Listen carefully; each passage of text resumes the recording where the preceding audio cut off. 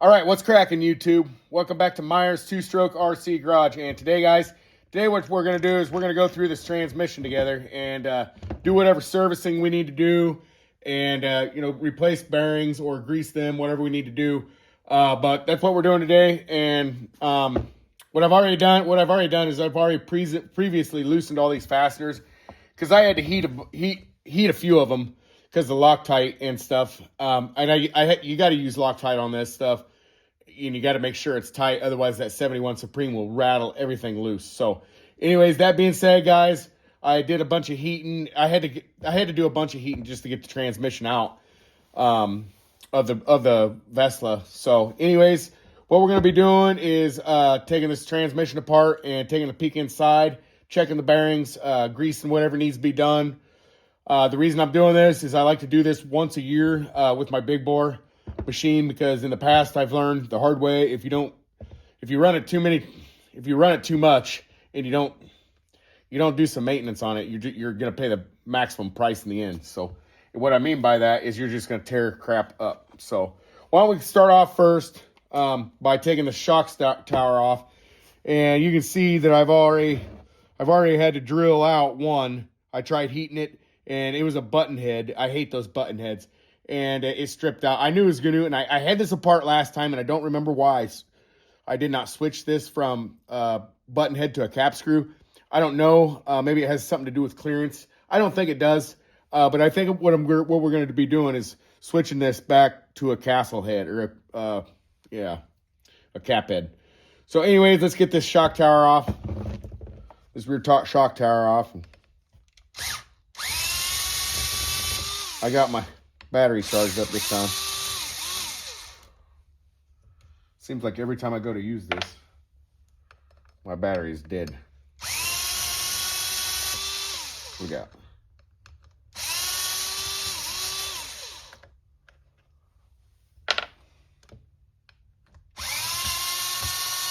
And I don't know how this, I might have to pry this off of here because I had to drill that fastener out. We'll see how it comes off.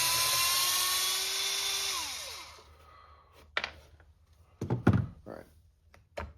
Nope, it just came right off. So there. And then we'll just set this up here. Next, what we got to do is get our vice grips.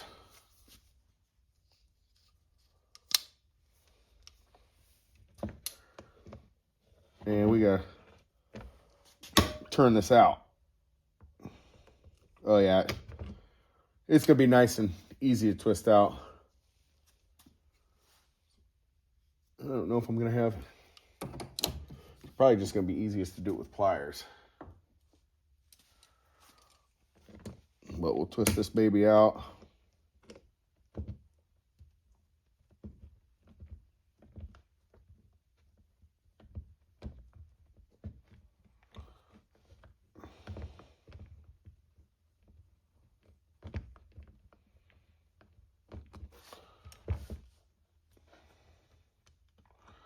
Okay, we got that out. You see how I had to drill it. So anyways, we got those two back case bolts off. And then come in here with an Allen.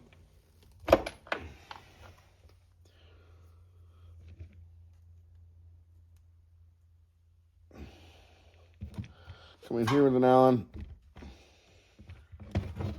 Okay, what I'm going to do, I'm going to put some gloves on. Okay.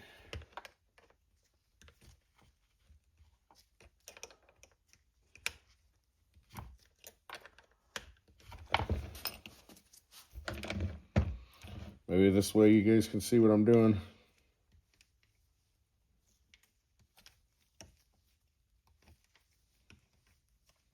I can't use my my gun because I don't have a ball bit for it. I'm using my ball end. That's why I'm able to see it's got this angle here. You can't go straight in.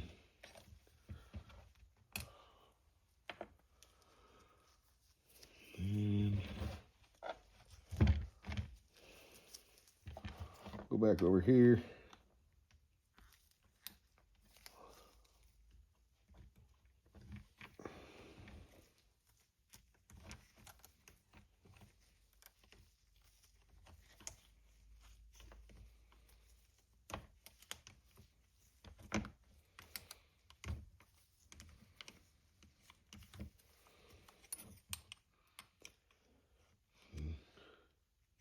Almost there.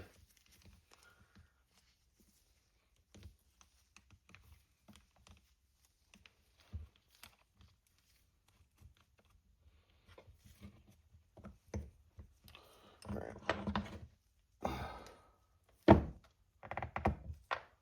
Here we go.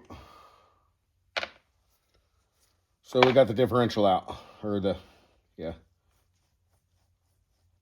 These bearings.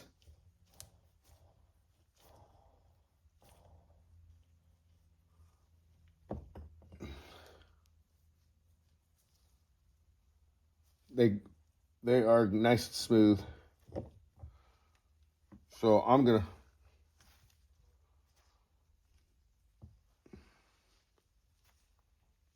put this back in there because that runs nice and true. Liking it. And I probably should go ahead, check my, oh man, that ain't good.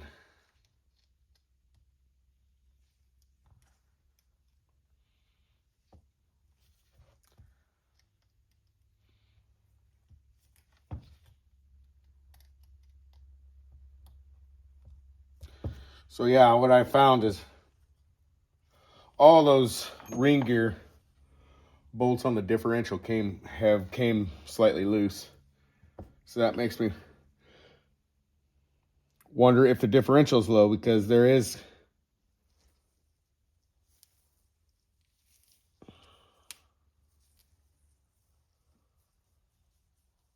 I don't think so. If I remember right. Okay. So next, we got to pull this apart.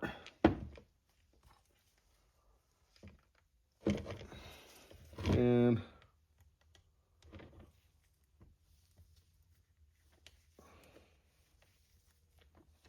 we'll do it like so. But I'm going to have to take that differential apart, or thread lock it at least. I wanted to actually remove those screws and see exactly what's behind it. This is turning into a little bit more than I thought it was going to be. I thought it was just going to be a quick video, but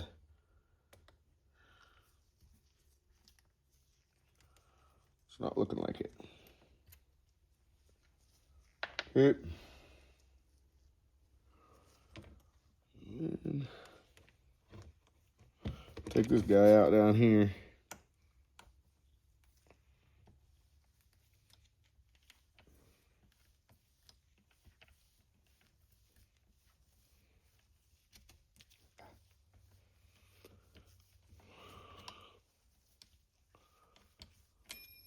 I always do that. Okay.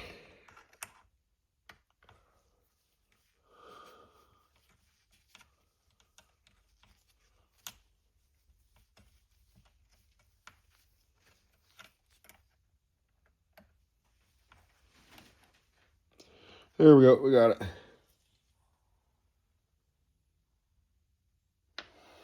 All right.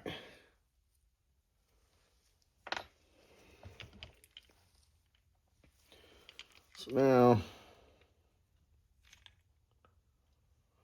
we'll open that baby up. And that exposes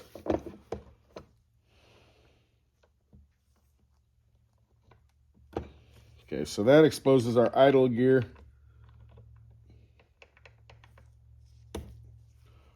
And bearings. We'll set these up here. And then that allows us to get our lay shaft out.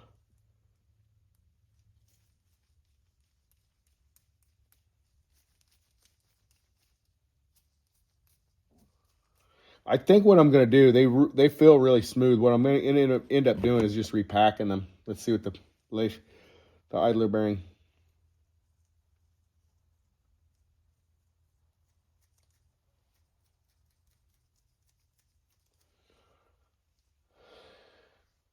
Yeah. So I guess if I have new bearings, why not just throw them in there, right? I think that's what I should do and I need to go over this and tighten all these. All right, guys, after checking on my wall, I don't have any replacement bearings, so we're going to be repacking these with grease. And I pulled the cover off of the other side. This is the idler gear. I pulled the cover, or the bearing seal. I pulled the seal off the other side, and all these bearings they're just dry. They just need some more grease. So that's what I'm going to do. I got this seal pulled off, and we're going to squirt some lube in there and lube them back up, and then I'll proceed to do that with the lay shaft bearing. I'm probably not going to do that to the ring gear bearings, but I've already done the other side, so I just wanted to at least show you guys one bearing and how the process works.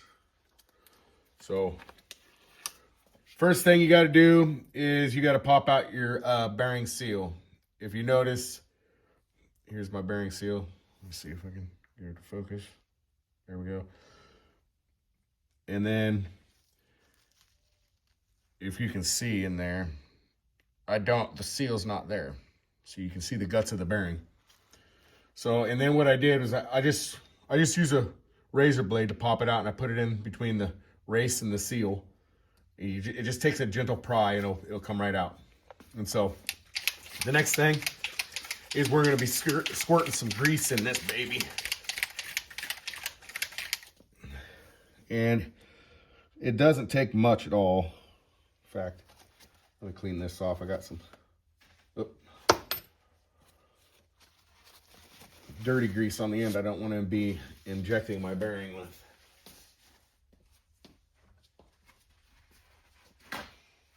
Always remember, guys, with bearings and engine work, cleanliness is next to godliness. Now, I didn't say cleanliness is godliness. I said it's next to.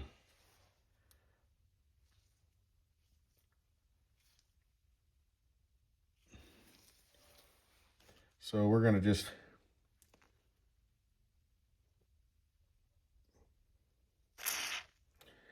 and it's kind of hard to meter this when it comes out. And all this is Lucas oil. Lucas, what is it? It's red and tacky spray grease in a can. And that's what I'm using.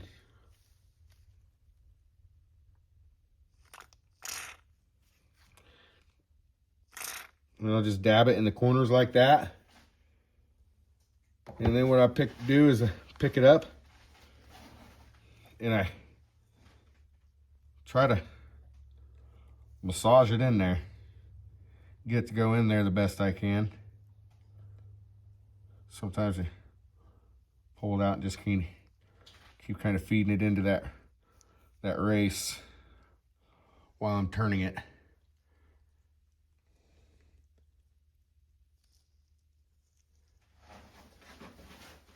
And get the excess off here and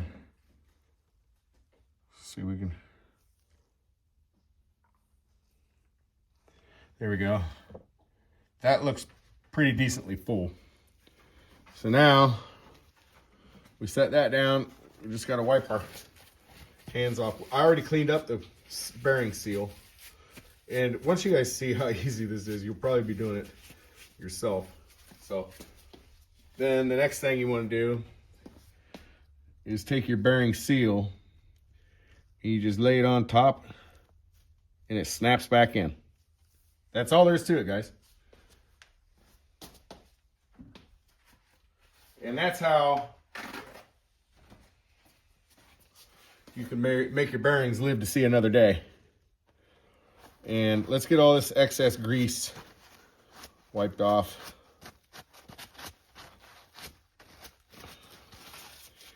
And then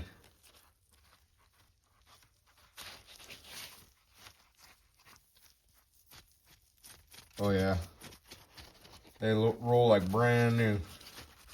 I honestly still would like to have, because I feel spots in that. I honestly think I'm gonna order some new, because these bearings are the ones that take it the most. I'm probably gonna actually just go ahead and order new bearings all the way through, because I thought maybe packing them would do something. And after I packed that bearing, I could feel it still is kind of, it's not, the bearing's not dry, is what I'm saying. It's not dry, because we just put grease in it, and I can still feel shit grinding in it. Like when I spin it like this and hold the inside races, I can feel grinding. I don't like it. I just don't like it, guys.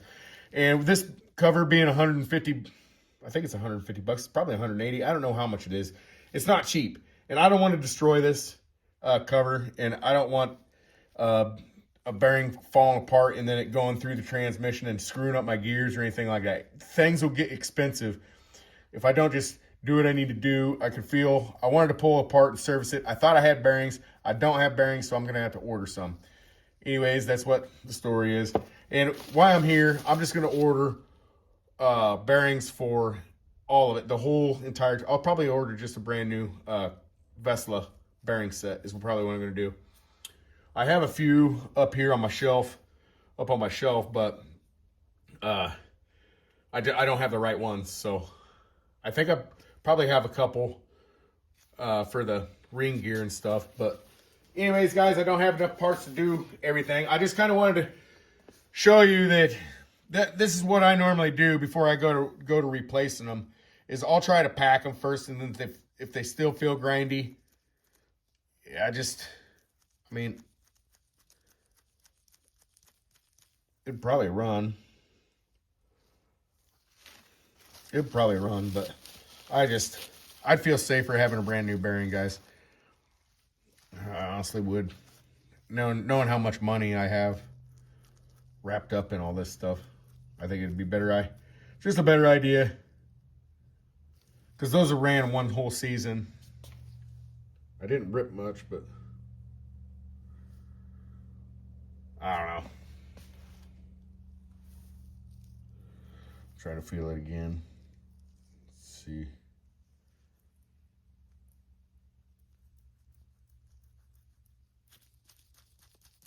I don't like it. Anyways, guys, so I gotta get bearings. For this thing, and we're gonna have to,